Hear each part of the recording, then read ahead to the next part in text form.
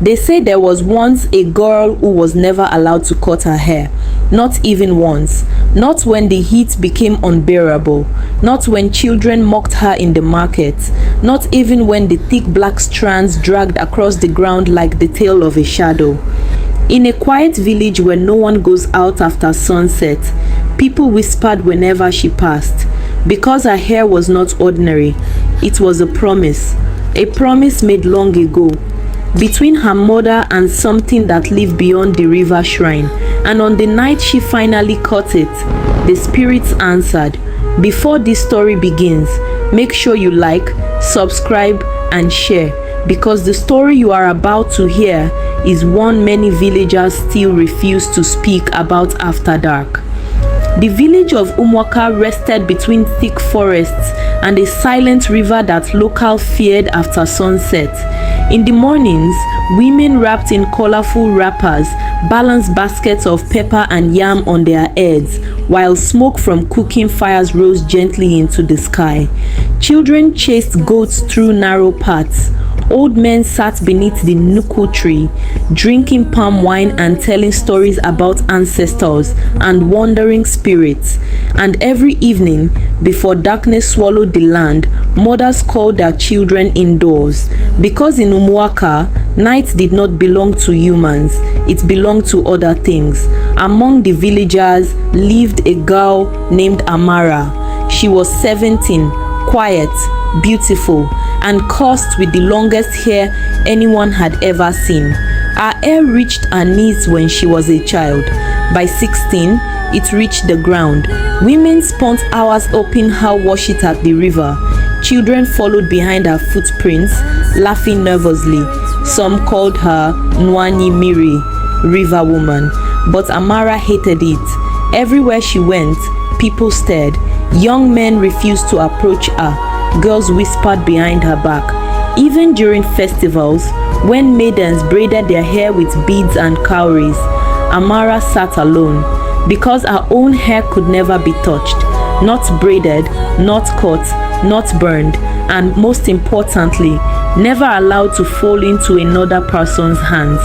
But something was not right.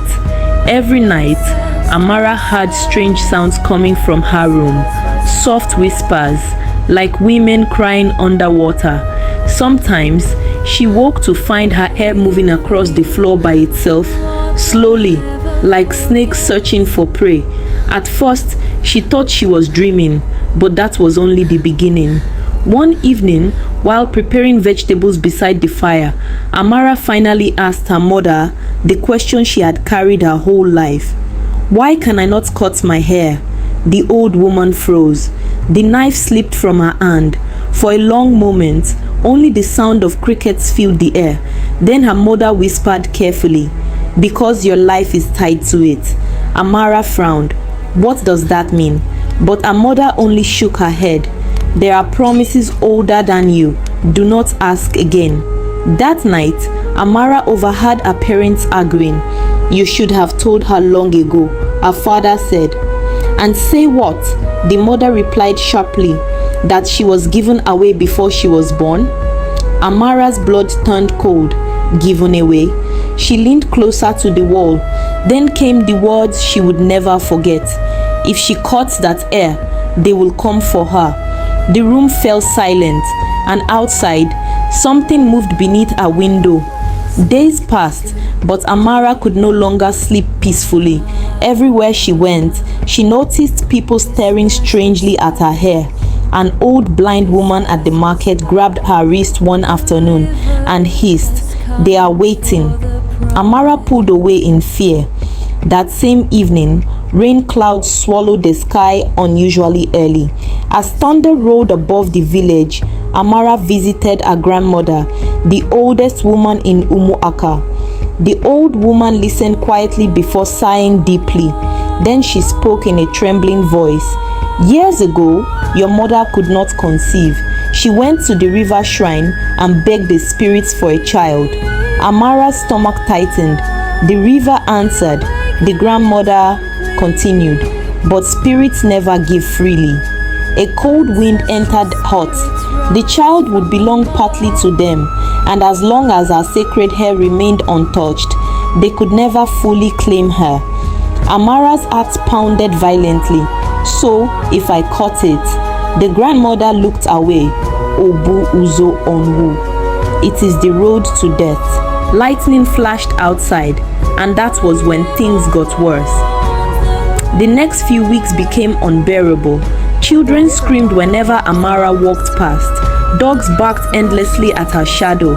At night, she felt fingers running through her hair while she slept. Sometimes she woke up unable to move, hearing breathing beside her ear, heavy breathing, wet breathing. But whenever she turned, nothing was there. Then came the dreams.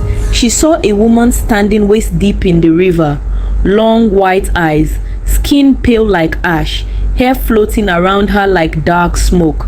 "Caught it," the woman whispered. "Set yourself free." Amara began losing her mind. She stopped eating, stopped speaking, stopped leaving the house. Until one afternoon, after another group of girls mocked her near the market square, something inside her finally broke. That night, while everyone slept, Amara took a blade from the kitchen. Her hands trembled violently. Outside, the wind howled like grieving spirits. She sat before a mirror. Slowly, she grabbed the thick black strands and cut. The moment the blade sliced through her hair, every dog in the village began screaming, not barking, screaming. The oil lamp exploded. Darkness swallowed the room instantly, and from outside came the sound of water flowing, even though the river was miles away. Amara froze. Then she heard it, laughter, right behind her. When morning came, the village found her sitting outside her hut, barefoot and shaking. Her hair now stopped at her shoulders, but something else had changed. Her eyes, they no longer blinked normally, and her shadow moved a second too late. But the village did not know the truth. That night, 3 children disappeared. Only wet footprints remained near their homes. The elders gathered immediately beneath the Inuku tree. Nobody needed to ask questions. They already knew. "The covenant has broken," one elder whispered. Meanwhile, Amara began hearing voices everywhere, inside cooking pots, inside trees, even inside people's mouths. Sometimes, villagers spoke to her, but another voice answered instead, a deep feminine voice that did not belong to her. Her mother cried endlessly. Her father locked all doors with sacred chalk and palm fronds, but it didn't stop there. At midnight, villagers saw Amara walking toward the forbidden river barefoot. Her feet never touched the ground, and behind her walked shadowy figures carrying lanterns beneath the water. 3 brave hunters followed her into the forest. None returned. The next morning, their bodies were found beside the shrine, twisted backwards, hair completely white, eyes filled with river mold. Fear consumed Umuaka. Nobody cooked after sunset anymore. Nobody fetched water at night. Nobody spoke Amara's name loudly, because people believed the river spirits were now entering the village through her. Then came the final horror. One stormy night, Amara's mother woke to hear singing outside the hut. Women singing softly, ancient songs no human remembered. When she opened the door, she saw dozens of pale figures standing silently in the rain. Their long hair touched the ground, and at the center stood Amara, smiling, but her mouth stretched too wide. "Mother," she whispered gently, "they have come for me." The old woman fell to her knees crying, but the spirits only watched, waiting. Then Amara spoke again, though this time many voices echoed from inside her throat. "You broke the promise." Suddenly every lamp in the village went out. Darkness covered Umuaka completely, and the screaming began. People locked themselves indoors as terrible sounds echoed through the night. Water rushing through dry land, children crying, drums beating beneath the earth. Some claimed they saw giant shapes moving between huts. Others heard fingernails scratching their roofs, but nobody dared come outside until morning.